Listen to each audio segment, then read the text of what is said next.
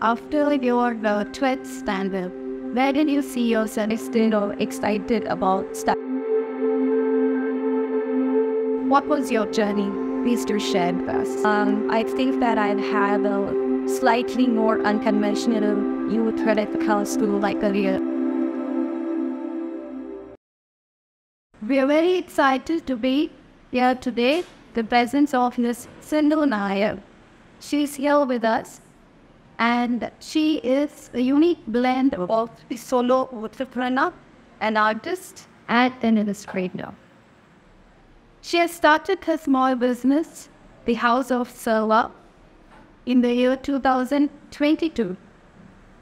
She's had more than 8 years of corporate experience, and then she was in Canada for 4 years, after which she came to India to start her dream business, House of Sarva. The products from House of Sarva are sustainable, eco-friendly, and upcycled. So she brings this unique blend of eco-conscious living and her artistic skills into her products. She's extremely passionate about what she does and what she's bringing to the world. This is her package of love and happiness, what she's presenting to the world. We are very happy that she's with us. Let us get to know about a little man. This is Pavana with Sindhu. Welcome, Sindhu. Thank you so much, Hannah. It's all the honor. It's a pleasure to be here. So thank you so much for having me. It's an honor. And I really wanted to know, after your 12th standard, where did you see yourself? Did you immediately think then, okay, my 12th is done, and now I want to start my business about House of Sarva? Did you have that vision back then? What was your journey? Please do share with us.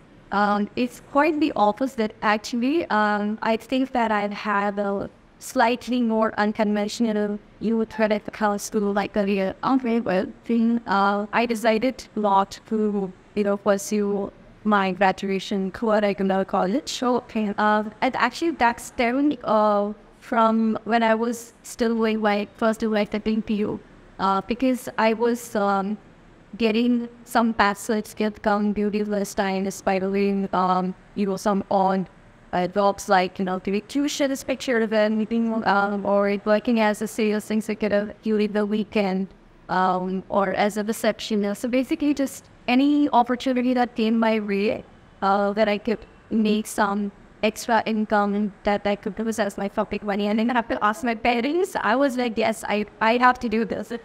So while I did that, I became really excited about the fact that how financial independence could make you feel so empowered. So I thought, okay, I don't have to, go for a college, maybe an interstate full-time job and earn my income instead of studying there. But also, I was not very interested or excited about studies. I was an average student. And so the pressure of having to do with that, especially in a society where they are giving more importance, at least those days, to mainstream education, no matter how well you did it, extracurricular or sports, it was like, all is well in fact, what about your math? What I have your marks? And I was terrible at math. I was very bad at maths. So I struggled so much to just get passing marks, and every other subject was do a little okay for me. So all these things collectively made me see that if I had a choice, it just go more and study it on. But my parents, when I told them about this decision, they like crazy, not happening, absolutely no way. I mean, you are going to get a graduated. And so there was a lot of discussion, mostly arguments, both ways, and then finally we came to a common ground of, okay, let's negotiate. Like, no way that you're going to give up on this decision cause, pursuing your career. I mean, but at the same time, we don't want you to quit your education. So what can we do? So my parents suggested that you can go for data and employment. And as long as you pursue your graduation alongside it, I think, so pick up something interesting and instrument. And part of that condition was also that you have to clear it in those 3 years of graduation. Okay. So if you have a background where I say to appear in some of my semester exams, then I thought, wait, I need that. I was very solid. They were like, there is no point around it because they knew that I could somehow get my way around it. I always went to like that. So they said, don't think that you're, trying to just stay and analyze matter and then we take up one semester I think brings. That's not happening. So they were very clear. And for me, just hearing, yes, working for them is a possibility. I was working to do anything outside of that. So I said, okay, and I gave out my graduation at correspondence from Alumni University. And I still remember that it was so funny because I went to the center and then she was so surprised the lady who was a counselor there because my first question was, what's the most easiest post? But that was the question because I just wanted to pick up something that I could just read far. I didn't want it for the girl's effort and I said she will have max, man. You can be sent up easy and no max. That she's okay now putting the lot of picture doing BNB, so you can pick up one of them. And then I said, okay, management kind of sounds really serious. Administration sounds better. So I said, okay, let's do BBA. And that's how I did the BBA. And I got my first job, official job at the hall center. And I worked since then there while I was studying. Thinking back those days, I don't know how I did it because I would just come back from work, studying for like 4-5 hours, get some 3-4 hours of sleep, and then I go back to work. So I had like that hustling kind of culture way back then. And somehow in 3 years, I passed and I got my graduation degree at business administration.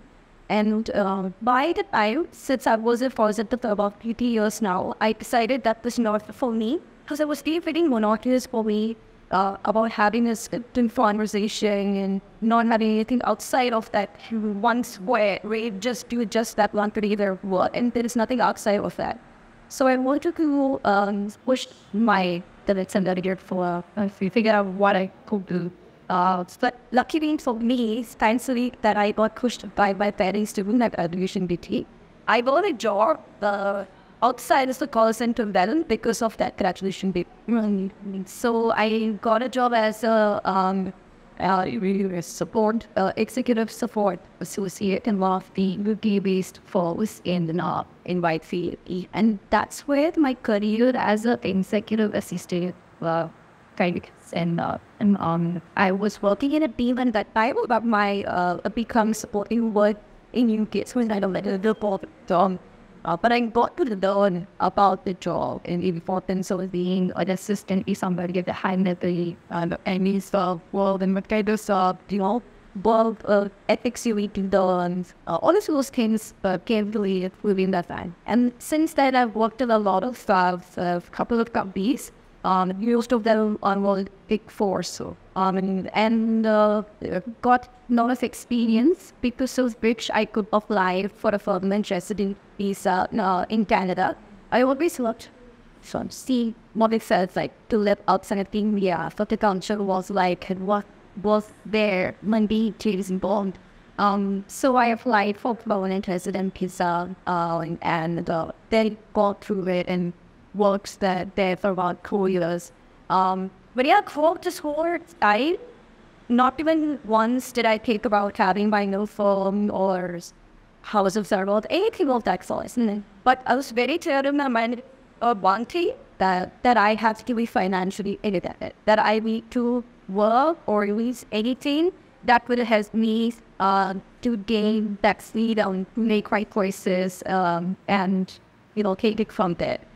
So that's how it started, and it went on like that for a long time. And I was in Canada, and then when I was in Canada, my mindset kind of started switching towards working right to side, and then was being while the box to how the Bible cultivate. And so it slowly started from there, and then another sort of long time. But it's been like that since my 12. As a solopreneur, how do you deal with the numerous challenges that come across your path? I feel, so I'm someone who believes that you will end up having challenges irrespective of whichever aspect of life you're, whether it's personal life, whether you're in a job or even if you're starting something of your own. Challenges are inevitable. And that's something I learned at a very early stage.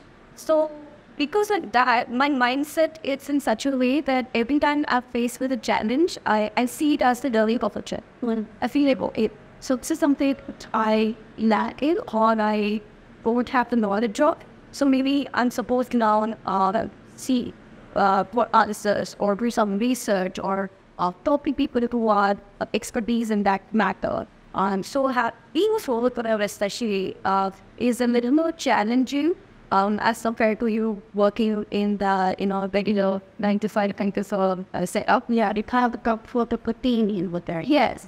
Plus, it's also very starting sure you have already certain set of tasks that are given to you. You have a time limit you need to do. So it's basically how's the job is already taken care by somebody else. If you're foreign enough to do, you know where to do it, and you know that you reach out to when it has some issues or queries. And you know the mentor, someone who you can speak to if you're getting started.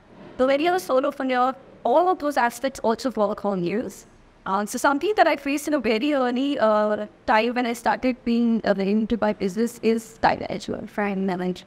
It's a huge issue because either I go overboard and I'm the work myself and throughout the day without taking too much space and anything, and I exhaust myself, or it used to be the other way around when I don't get much done because I'm procrastinating or I'm like studying my boundaries of else. So something that I learned was to have an approach. Like we probably might think that okay, this is not fully up yet. We don't have a brain yet. I don't have an office yet.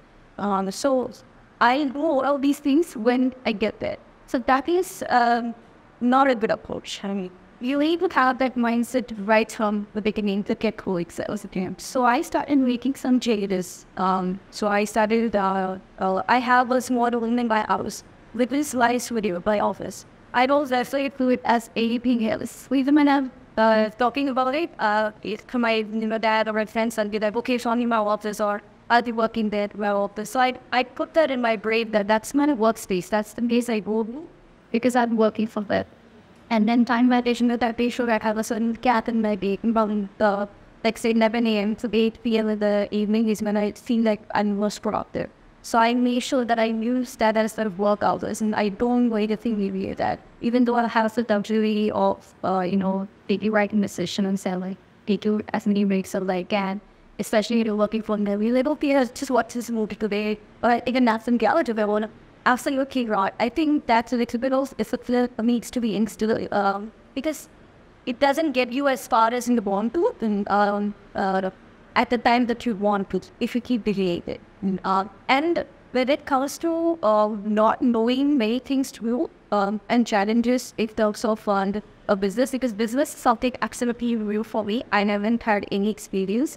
My dad was a working salaried employee, so there was no fair background also when it comes to business. So a lot of things about setting up a business and running a business is completely new for me. So you need to have a mindset of, asking, seeking for help. And it's a good thing that we are in a place like Bangalore. We just start capital of our country. I heard jokes of someone recently when I went to a networking event, and if you're at HSR around or is it to a store? It's to go and fall on a founder's head. Because gap breaking somewhere is out there. That's when people are creating value. So there is that energy. Tell me, why you go all over the city? You can even just go to a random coffee shop, to work, and you can see many other people who are doing the same thing. So that energy is infectious.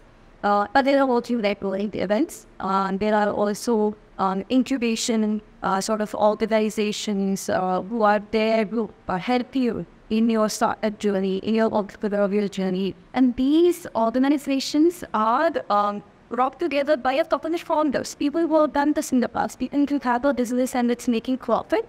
Now they want to give back to the society. So they want to uplifted. They want to encourage more on income. So they try to do it on a pro bono basis, where they have like workshops, or they have like events where they talk about these things, talk about their finances. They have webinars, which are completely plain bank. You just need to register and just need to keep your mind and your eyes open. I think one such event you are kind of oriented to the IIM-B having that program. Yes, it does. Just kind of about so IIM-B has a fabulous initiative called Sarva. It is something similar that I was talking about. It's basically to encourage more people to check out their startup, especially if it is an initiative that can contribute to the social development or environment or your real society in some way. They're all against it. And their faculties are involved in it. A lot of founders from the previous organizations are involved in it, and a lot of companies are funding this. So there is a women startup program that I am really excited to outline so that I can be incubated. So this is kind of going to be like a hand-holding learning experience for me on startup. That has been funded as an initiative by total Mahindra CSR initiative. Similarly, Goldman Sachs and then more. There are some other companies also on the sun these programs so that people can come up, because it's a challenging atmosphere at here to get overwhelming. But having these resources is very helpful. You just need to know where to look for, and you just need to be operating, asking for help. Because that's one thing we like, okay, they might feel like I don't know this thing. I might come across as inadequate. And that's okay, because this is the first time I'm learning something. It's also as me going and learning ambivert for the first time, riding a bicycle for the first time. Seek help. You need someone to support you. You need something that will guide you in the right direction. And because it will just help you from, getting to the journey in an easier path, and it will also help you to understand the nuances of business, and there are a lot of legal aspects, there are a lot of other aspects that I probably haven't thought about if I didn't have this exposure. So yeah, there are a lot of initiatives like this, and there's on this internet, that we have resources online, easy to making videos good. Well, being a taking look at it, on LinkedIn is great too. We have our founders who are of LinkedIn, and you just need to post them. You can directly party at them, and I would then say to deal and say hi and leave it ever. Because if we are an entrepreneur, we have to take initiative. You show up like an entrepreneur. So if you have a question and you see that they can help you, you can go directly, send a message and say, hi, I'm so and so. I'm starting my own business, and I'll be able to do, your good advice on something. I have this question, and I'm hoping if you can, help me out with it. If you have the time, thank you. And as I swear, I think 99% in group spot. But if you help you with it, because there are people who want like that, and want to make sure that along with things that are out in the like should be without me, make them, and the eggs of which in this that form, see that's how I had to approach my challenges for the rest of the all over that. Right. You have possessed the need for learning, to continuous learning throughout your journey. So is that something that is what the need for you to do a course for that similar animation? How was your journey to the screen performance? Absolutely. That was my driving intention be here at Parina. Because again, like I have a problem on my channel. This was one of the channels where I developed how to write the size on a digital platform. I'm not traditional on campus kind of artist. And I wanted to design my art on the delivery software so that I could then later on, incorporate that onto my arts. But I didn't know how to do it. Of course, we will have some online courses and we do reviews to the online courses, but it's all over the case. You could learn how to do something, and then you now figure out that the one that do it actually does. They don't teach you what the floor does. They teach you how to do it. if for the two, you need to now more refer to another way. Like status thing just be all over the place and not really having the structure of the learning process.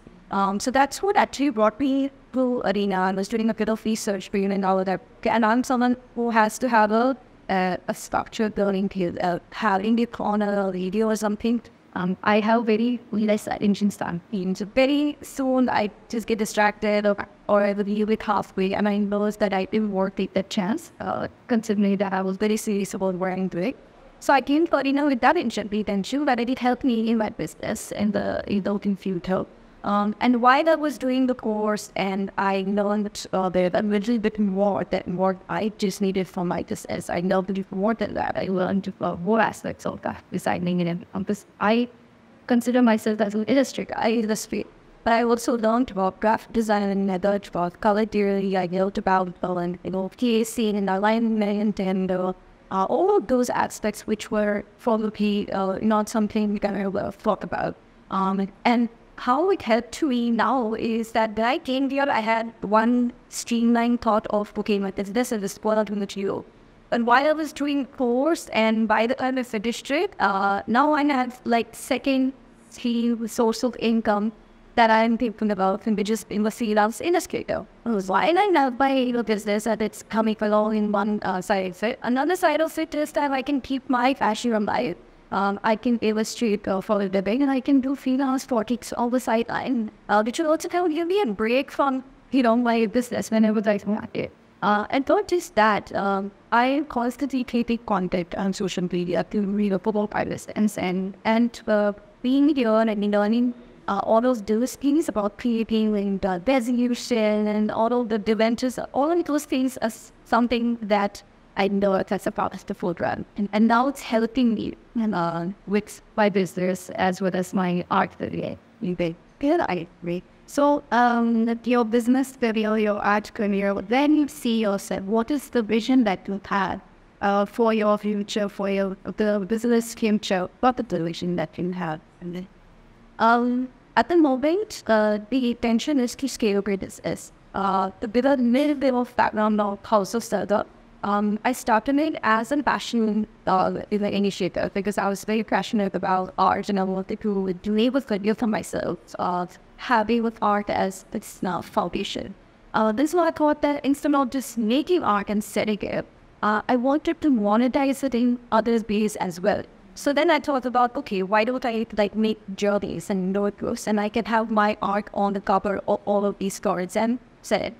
And while I was doing that, I was also trying to be mindful about the fact that none of people should have a negative impact on our planet, on our environment.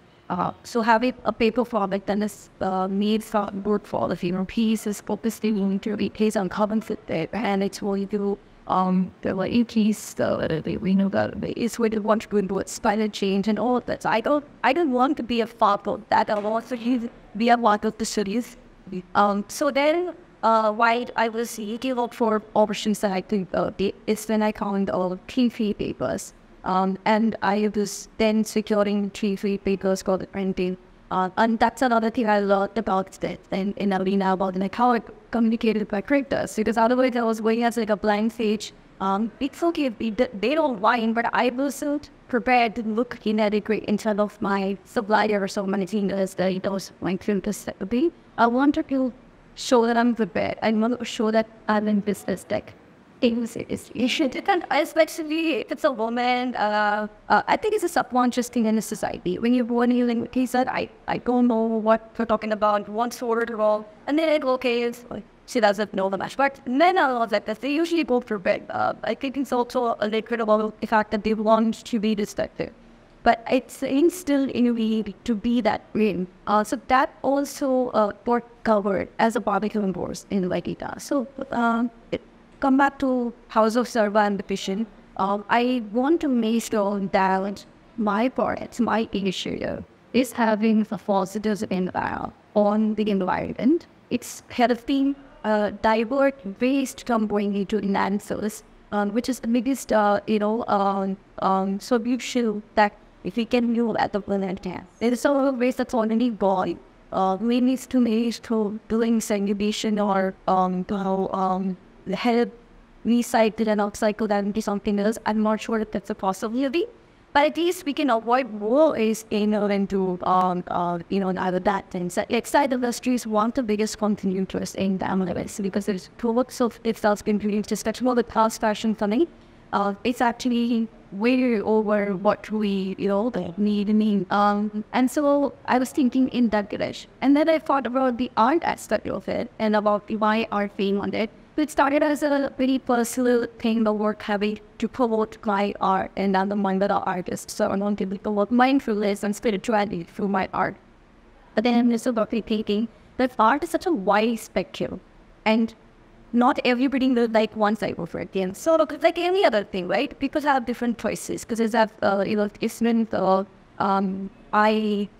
when it comes to especially artistic things. So I said, why should I limit my products, especially because I'm working with the makeup big guys. I want you to see that to buy it, and I want a lot of products being sold because that's the amount of impact it can in turn also the environment. So that is the thing. I want to cater to adopt more consumers rather than just streamlining and lining it only one type of voice. So then I thought about collaborating with artists, and I was looking into that as well and doing my research. I figured out that as compared to the rest of the countries, the art culture or the art community is not as active, not as aware as it is in India.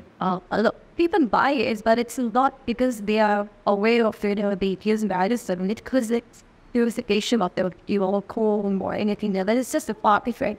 They don't really invest in it like they do the others in that piece. And artists don't have many alternate options in order to make a source of income for themselves, especially if they're coming from a less privileged background. Even if they're extremely artistic and being raw, that they like to do something with it, they can't afford to follow that passion because now they have that pressure to earn a living for their family and support their backing. So they get all to that, and then eventually they lose track of their passion.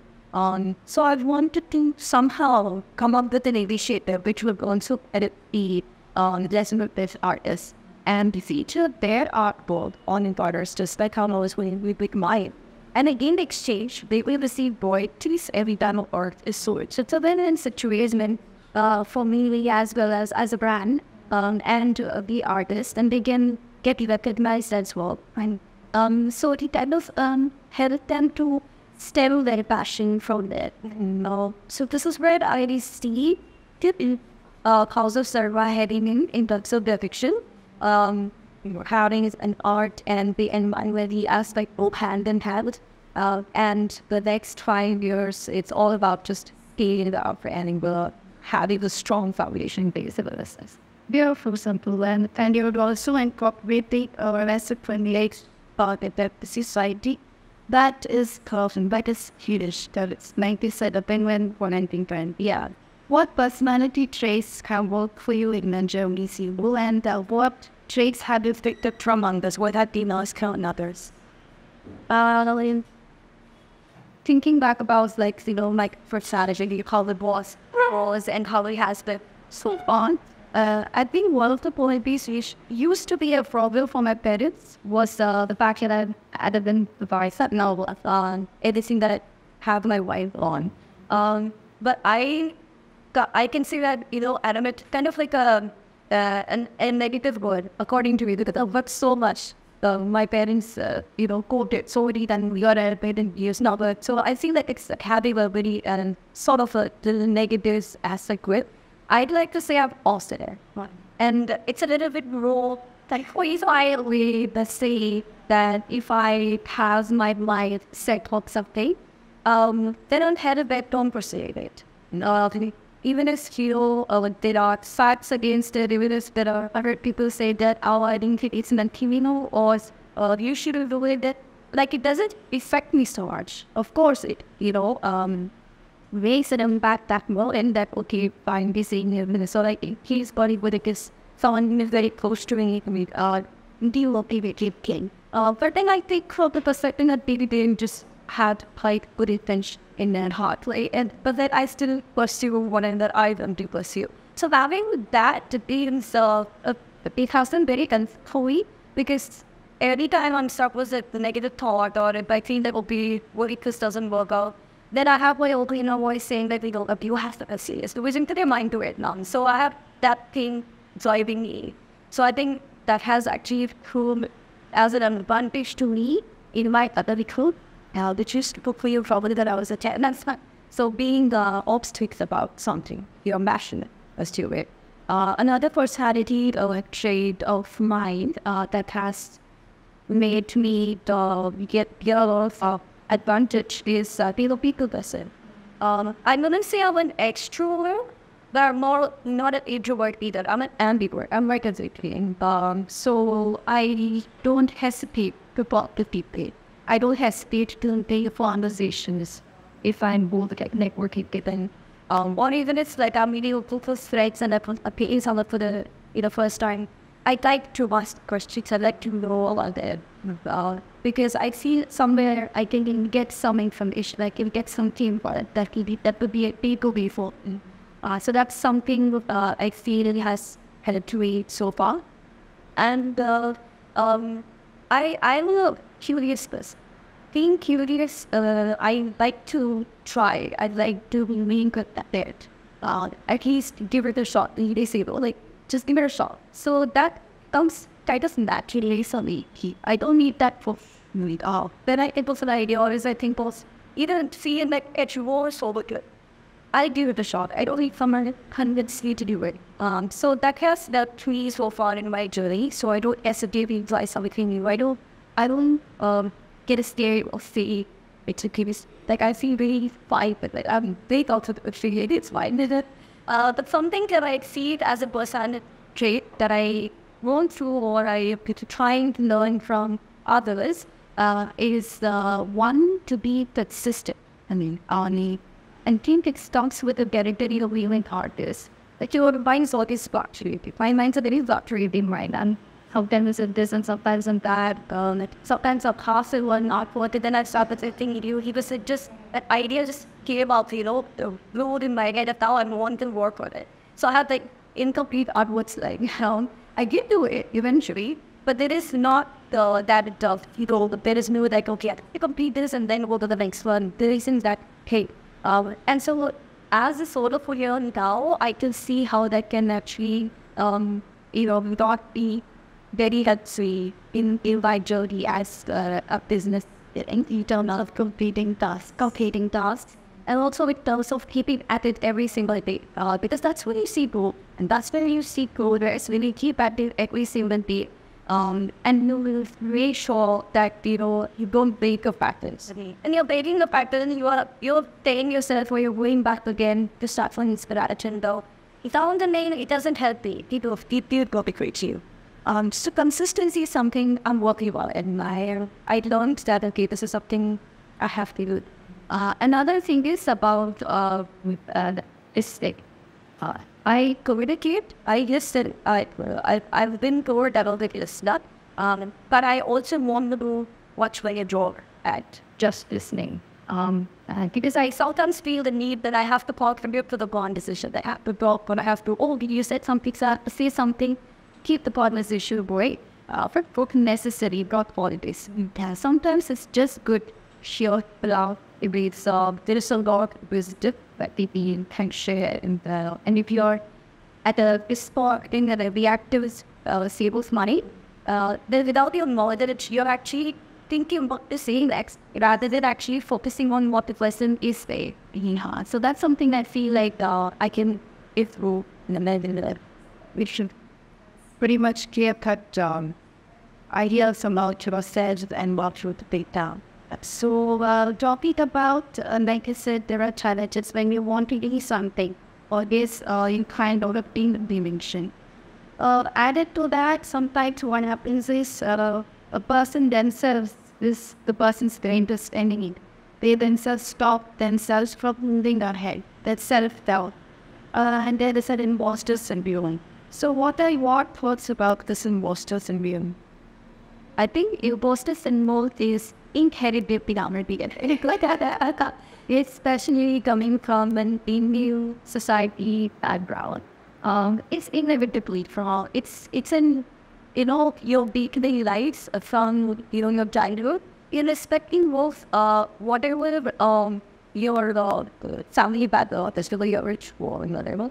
It's something that very subconsciously gets instilled in your environment. Now, even you're very, very young, and you're trying to do something, and they will suddenly say, I want to be a pilot, or I want to be an actress. And then your parents are like, yeah, great, we can do whatever you want.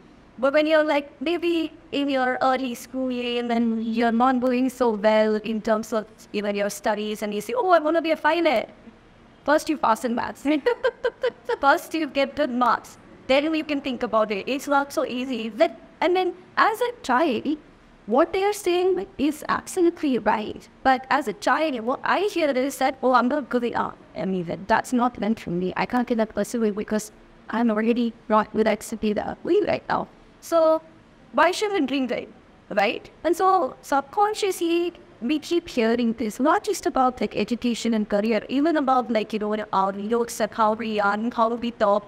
If you talk too much, they'll say you're competitive, like it's a fact. Maybe if you go down with them, say that why you so quiet. So it's obvious, and then like, you were waiting here the criticism. That criticism actually gets converted into our self voice, our inner voice, which is the imposter syndrome. When you see a lot of people doing things that you also want, you would see that, okay, I'm not good enough. Like, I don't think I can do what they're doing. What we don't see is that what they're putting out there in the world is a transformation of many years of practice, many years of effort that they're putting to their craft, and then they are there where they are paid. When you see that person is much better than you and they're doing a better job and you're not good enough, that person also is comparing themselves to somebody else and having that same fear. And for me, I had a lot of these things where I think when I was younger, my ego was more forward. I almost forward people. So when I used to think that somebody told me that, oh, your mom did it up, oh, I think that it's fine. I'll still drive because I want to satisfy my ego. In some cases, it helped. In some cases, it did not help enough. But at least I didn't stop myself or I wouldn't do. They did so deeply into my system that it, make me avoid opportunities. But it wasn't until moving the camera that I was able to unconditioned and unlearn myself about this thing. Because the upbringing there, the culture over there is completely different. No, we have a lot of, say, a lot of Western culture, word of whatever it is. This, I think, is a good period to that. To, unlearn what we have learned from. Because we are more about, consider over how we be public and what we can say. But even now, like, how people talk was a one tip there is, like, even in opinions, they share a lot of things which you seem bad about the feeling hurt about. We are looking forward to it. But how do you get actually not let it affect your system and how we get under it is very important. So I seen that yes, you can listen to a lot of things that people say. But when you're faced with self-doubt, you do it anything. Be bad at it, but it's fine. You be bad at it consistently, and that goal gets real. That like it will be worth it. It can you want it because you work at it consistently. Nobody is born with your own talent. Maybe there are a few people, but majority of us have to work towards it. And like somebody of deep matter, so in my graduation content correspondence that had no artistic background whatsoever. Today, I body myself an artist. Today, I am an entrepreneur and I am starting my own business. Both of which I have no background about, and obviously, as I myself know how I will make it. But I'm still happy because I learn on the book pen. That is the key. You learn why you are at it, and eventually, you will know how to get better. Still, there'll be a lot of people will be much better than you. It's fine. This is your job. If you'll be protective about it, you have to value your effort. That's the approach. Then, whether you don't have it or not, the imposter syndrome is that if you put to bed, you say all you think. Right. That's so important. Wow. going along with the journey and learning whatever comes. That is and take moving. Yeah. Yeah. What would you suggest maybe a coach from the mindset towards a person's own life, career, working thing? How should they approach that purpose?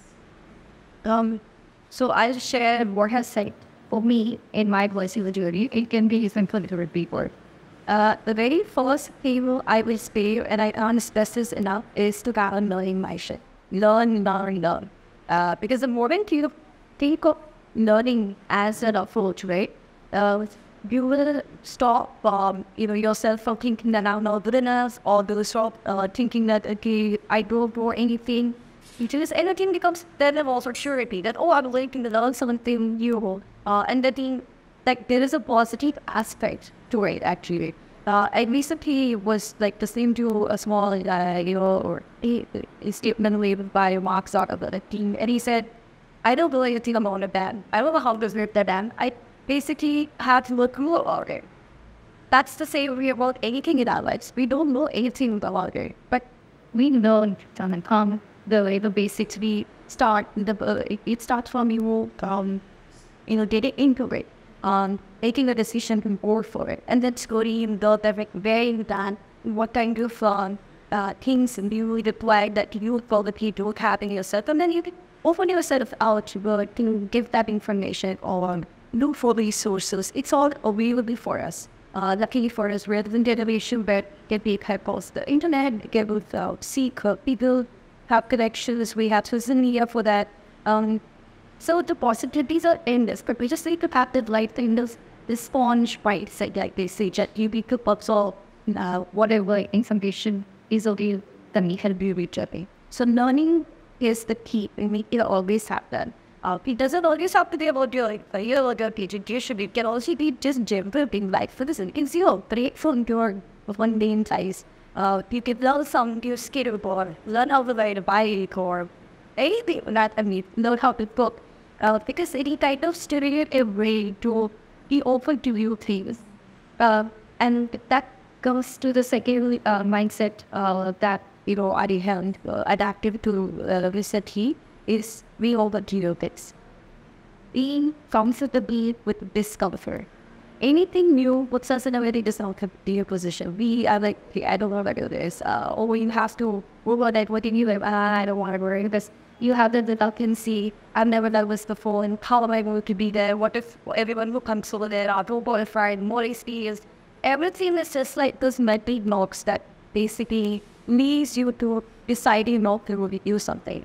But the moment you start being comfortable with that discomfort, your opportunities will increase. You start seeing that there are doors that are open for you, and the experiences that you take from that will be much bigger than you anticipated.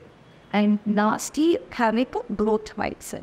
Always be there is something in your growth.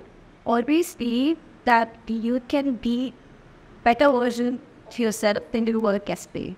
That mindset will help you to sharpen your skills, to shape up your personality, to become a better person. How I can sort of adapt myself to be a certain way, because we all have a certain personality of ourselves in our mind that we want to be like this. There is a future that we see for ourselves in our mind. To approach that, we need to have a growth mindset, and to always be that you can actually progress, and not just in life and other things, that even in generally in terms of your psychology, in terms of your intellect and everything needs to be grow. Because that is the proof of your living, that you're alive. So these three things has helped me. I think that should be the approach of the current generation, because there are a lot of distractions for the Pakistan convictions. To add, I want to order of that age, we didn't have it, believe our child with teenage types. But these three things probably can help them to somehow stay focused in their object.